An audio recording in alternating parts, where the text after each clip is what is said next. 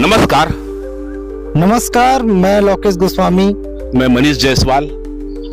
हम सूरजपुर शहर जिला के पत्रकार हैं। लगातार हम समाज हित को लेकर, जनहित को लेकर, भ्रष्टाचार जैसे मुद्दों को लगातार हम उजागर करते रहते हैं। जैसा कि आपको मालूम है, मैं लगभग पूरा छत्तीसगढ़ को कवर कर चुका हूं और उस कवरेज के दौरान लोगों का भरपूर स्नेह और प्यार मिला और शासन तक हमारी बात भी पहुंची है। कल हमारे साथ कुछ ऐसा घटनाक्रम हो गया जिसके बारे में लोकेश भाई बताएंगे। कल हम पत्रकार साथी, मैं मनीष जायसवाल, भैया चंद्र प्रकाश साहू, जो जिले के प्रतिष्ठित पत्रकार हैं, कल हम सूरजपुर जिले के भैया थान में प्रकाश इंडस्ट्रीज ओपन कोयला खदान जो अभी वर्तमान में संचालित है, हम वहां पे रिपोर्टिंग के लिए गए हुए थे।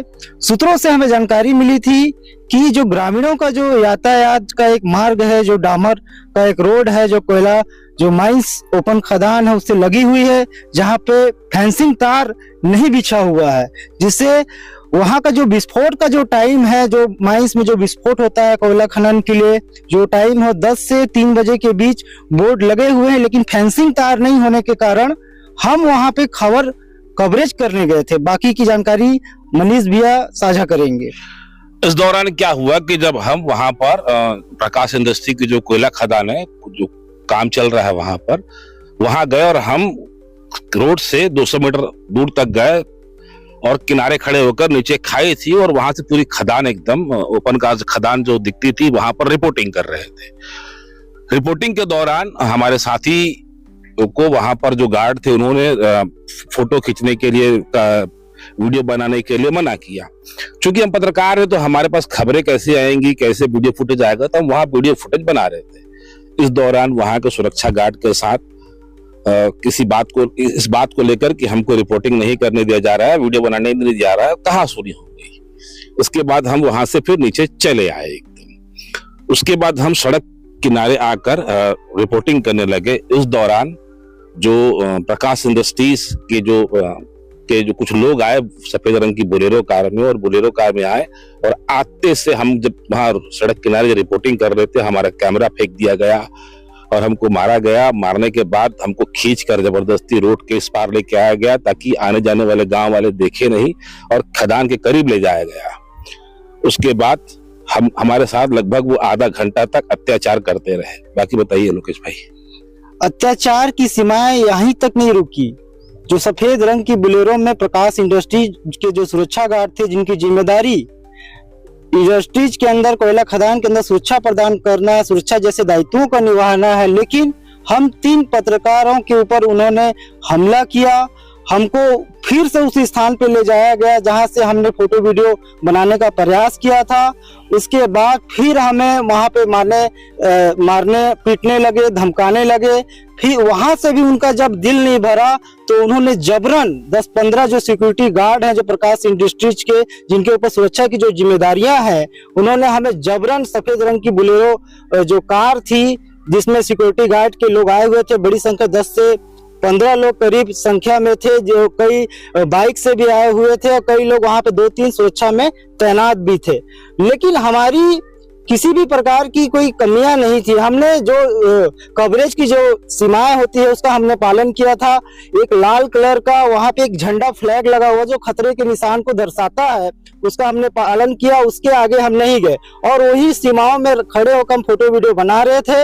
लेकिन सिक्योरिटी गार्ड को हमारा ये समाज हित को लेकर जो कवरेज था, कहीं ना कहीं अच्छा नहीं लगा और उन्होंने जबरन हमें गाड़ी में भरा और बोला कि तुम कोल माइंस की रिपोर्टिंग करने आए हो, कोल माइंस देखना चाहते हो, आओ तुम्हें हम अच्छे से कोल माइंस दिखाते हैं। और गाड़ी में जबरन हमें भरकर, चंद्र प्रकाश साहू, मुझे और मनीष जायसवाल जी को गाड़ी में जबरन भरकर कोल माइंस के अंदर ले जाया गया और वहां पे हमें जमीन पर बिठाया गया।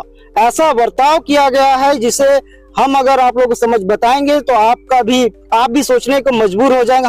हमसे अपराधी जैसी उन्होंने व्यवहार किया है। हमको जमीन में बिठाकर हमसे वीडियो बना रहे थे, बोल रहे थे तुम क्या करने आए हो, यहाँ पे कोयला चोरी करने आए हो, यहाँ पे तार चोरी करने आओ। क्या एक प्रतिष्ठित पत्रकार, प्रदेश लेवल का पत्रकार, जिले में कार्य करने वाला पत्रकार क्या कोयला चोरी या तार चोरी की मानसिकता से प्रकाश इंडस्ट्रीज के बाहर रोड की सीमाओं में खड़ा होकर कवरेज कर रहा था? लेकिन कहीं ना कहीं उन्होंने ये झूठा अपने बचाव के लिए वीडियो बनाया, क्योंकि हमारे साथ उन्होंने कवरेज के दौरान रोड पे उन्होंने मारपीट की थी। कहीं न कहीं अपनी कमियों को झुठलाने के लिए, दबाने के लिए उन्होंने ऐसा कदम उठाया है। आगे की जानकारी मैं चाहूंगा हमारे बड़े मनीष भैया आपसे साझा करें।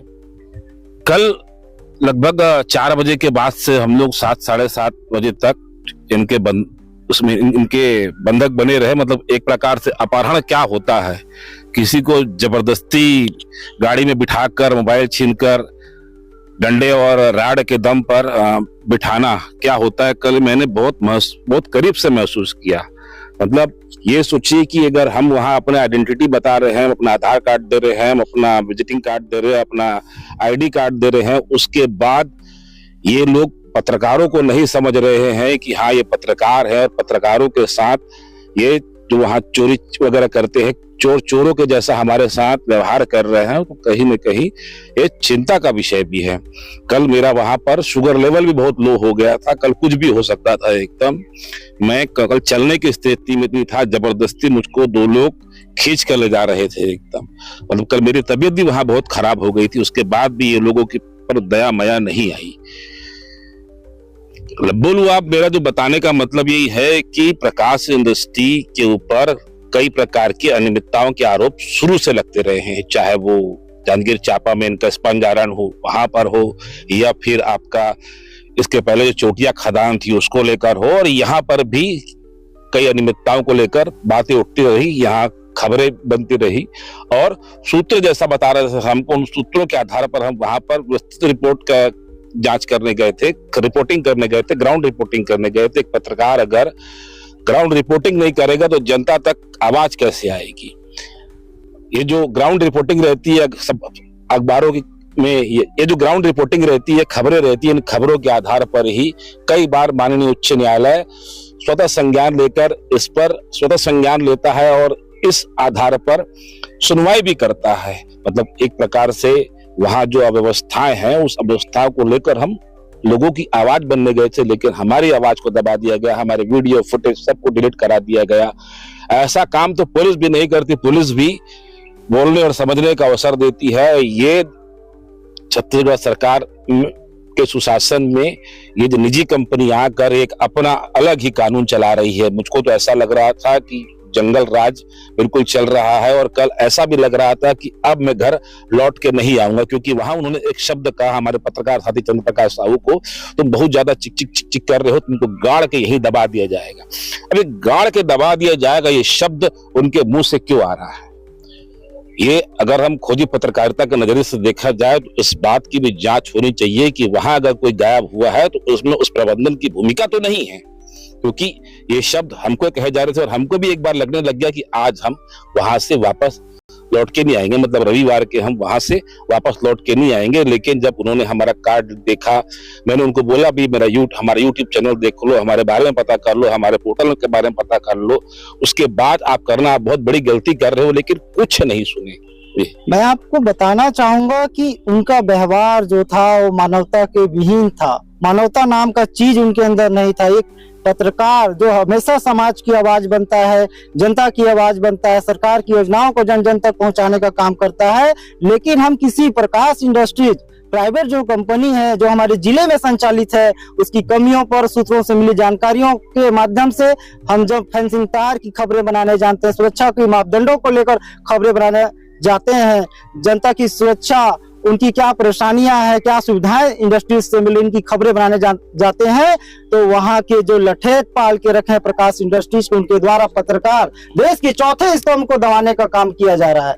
हमने बारीकी से कल इस कठिन परिस्थितियों को देखा कि हम जैसे देश के चौथे स्तंभ के साथ अगर कोई व्यक्ति ऐसा कर सकता है, तो एक आम नागरिक उस ग्राम पंचायत का आम नागरिक किसी कार्यों को लेकर उस कार्यालय के दफ्तर ऑफिस में जाता होगा तो उनके साथ किस प्रकार का यह व्यवहार करते होंगे, तो बहुत चिंता का विषय है जब एक प्रतिष्ठित देश के चौथे स्तंभ के लोगों के साथ ऐसा व्यवहार किया जा रहा है। तो